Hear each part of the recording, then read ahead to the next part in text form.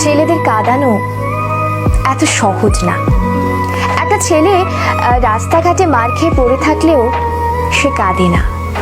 তাকে তার বাবা মা ইচ্ছে মতো বকা দিলেও সে কাঁদে না, বরং শান্তি পায়। তাকে ক্লাস টিচার বেত দিলেও সে কাঁদে না।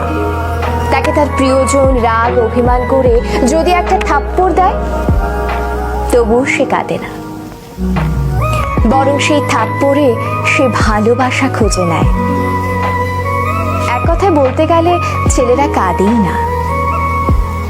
ছেলেদের কাঁদানোর একটা সহজ উপায় হলো তাকে অবহেলা করুন, তার থেকে গুরুত্ব কমিয়ে দিন, তার প্রতিটা কথা এবং অনুভূতি হেসে উড়িয়ে দিন, তার ভালোবাসাকে মজা হিসেবে নিন।